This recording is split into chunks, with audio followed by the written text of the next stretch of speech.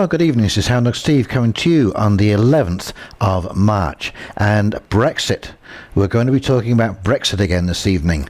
And, well, welcome back to all of you. It's great to see you here joining the conversation. And I'm sure that you, as I, have been watching the Brexit fiasco unfold for the last 2 years. And we're getting down to the wire. The clock is ticking. And as I said, it would be an absolute nail-biter. And it's kind of interesting because what's going on is, you have basically two governments on either side of the negotiating table, both using the same negotiating tactics with each other. And the chief amongst their tactics is fear-mongering and foot-dragging. Putting off meetings, changing dates, changing locations, not showing up for meetings, not talking about the issues that you wanted to talk about the meeting. I don't know if any of you out there have been to court, but you may have been through this, where you get yourself all geared up, you're ready to go, you got all your paperwork done, your lawyer is there, or if you're self-representing, you've got everything you need to proceed. You get down to the court, you sit down, the judge says all rise, and then a note gets conveyed to the judge from another lawyer or duty counsel or something that could we hold it over for another 2 weeks because there's been some cross-scheduling happened. And you know how deflating that can feel. You've got yourself all going and it just ended in nothing. And now you've got to go back. It's going to cost you money to bring your lawyer down there or take time off work. And who knows, they might get rescheduled again. And all these little tactics are designed to put you on the back foot, to make you fearful of the decision that you're making, and to make you want to give in, to break your heart, to break your will to proceed. And it's very effective. We found out just recently through the SNC-Lavalin affair with Justin Trudeau and the Prime Minister's office, Katie Telford, his chief of staff, there was a point where the Minister of Justice, Jody Wilson-Raybould, didn't feel comfortable setting a precedent by stepping into a case and overriding the chief prosecutor. And Katie Telford said, well, if Jody's nervous, we can get a few op-eds written to make it look like it's an okay thing to do. Okay, so that's what these people will do. They'll get a guy like Niall Ferguson or Mark Carney or Mario Draghi, to put out some kind of grim forecast, or an op-ed writer to opine whether, May lose the confidence of the House, and how about the revolt going on with her own party, and because Jeremy Corbyn has brought forward a possibility of a second referendum. This all puts pressure on you to make a decision from the back foot position. And like I say, it is incredibly effective. And now some of the rumors that are going around are that there was some cooked up secret deal, a German written Brexit, in a meeting that happened last summer between Theresa May and Angela Merkel. Now no one can verify this. This is some kind of unknown source. Also the pound rallied on the rumors that there had been a serious concession made, and there's actually a tweet out by Juncker saying that okay, we will work around the backstop deal, that's the big hiccup, is the fact that Northern Ireland wants to stay within the EU zone, and because Britain has an open border through Southern Ireland and through Britain itself with the Northern Ireland, because it was in the EU too, that wasn't a problem. But now it's a big issue because this could be tying Britain to the EU regulations, so it would almost be like you haven't left. So that's where we are right now, and nobody can tell whether that tweet could be made up. I don't know whether you can cook these things up, but I've seen fake tweets before, and so we really don't know. Anyway, let me take you through these couple of articles that I found, and we'll come back and do a quick wrap-up. Okie dokie, here we go. And this is the rumour mill. Subversive statecraft scandal exposes bombshell German-designed Brexit plan. And here we are. According to a confidential source. Okay, there's your first clue. Who has seen a complete transcript of the meeting?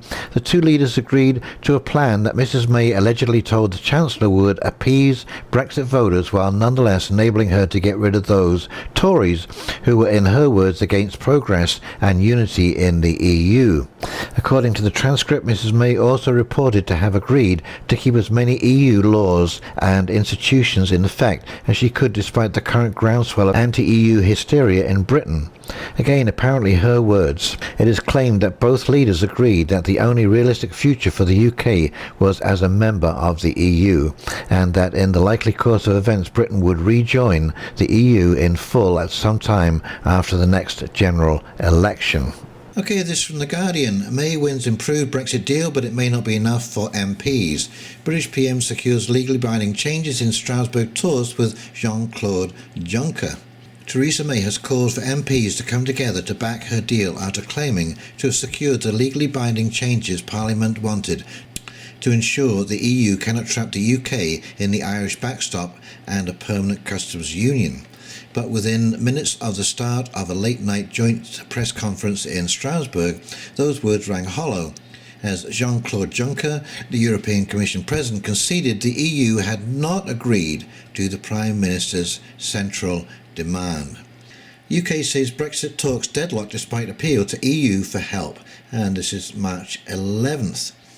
Theresa May's government declared Brexit talks are deadlocked as ministers urged the European Union to make last-minute concession to stop the deal being thrown out by Parliament this week.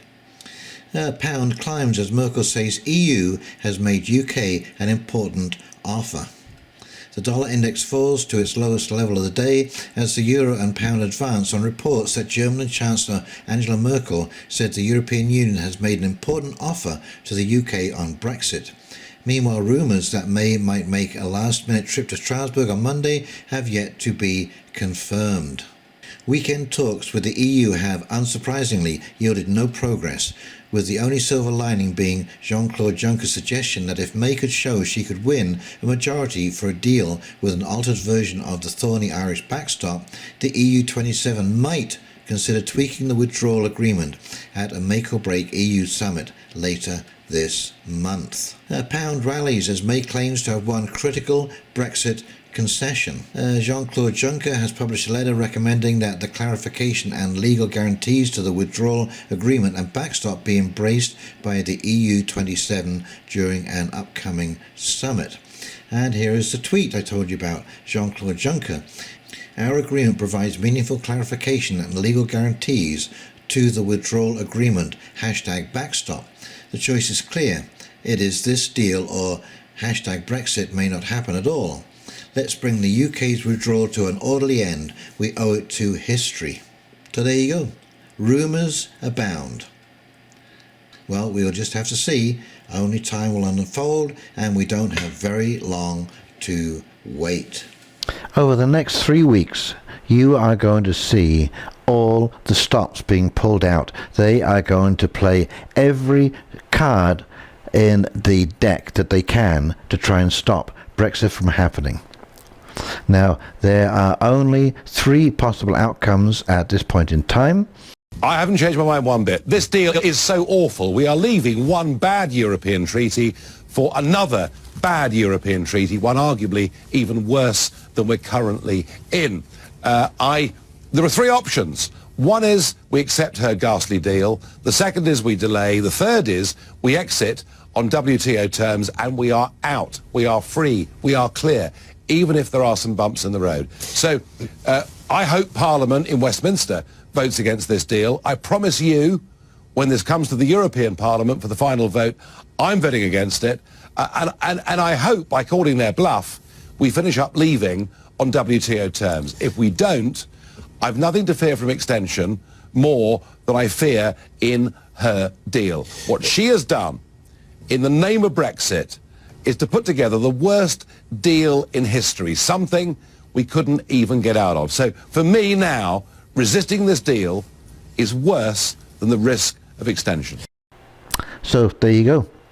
And I think we should just go through it as it is, go over the bump and learn that it's not going to be such an issue. Like I say, Britain's already spent 2 years. Most of the corporations in Britain now are ready to leave the EU and have already started making preliminary negotiations with other companies, other sources of raw materials or finished goods or whatever it is that they're going to need to run their businesses.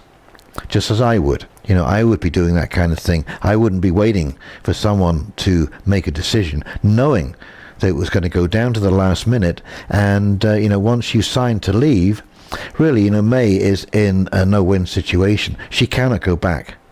There is a significant amount of British people who voted to leave that would upset the balance. If there was rioting started or anger on the streets, there's too many of them to be controlled by the police and the army, and it would be just a disaster.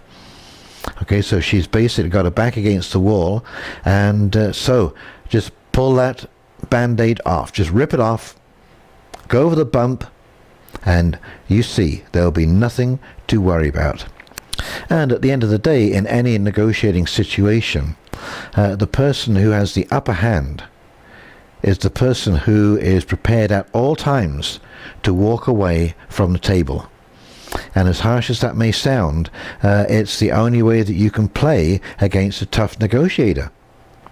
If the person you're negotiating with realizes or sees that you have some kind of emotional attachment to the outcome of the negotiation, they will begin to apply pressure like you won't believe. So be prepared to walk away from any negotiation situation. Have that worked out. Work out your failure plan if you fail to reach a negotiated agreement. Okay, well, I hope you enjoyed this video and the information, and please comment, like, and subscribe below. And in the meantime, this is Hound Dog Steve signing off, wishing you a great week ahead, and we will talk very, very soon. See you now. Bye.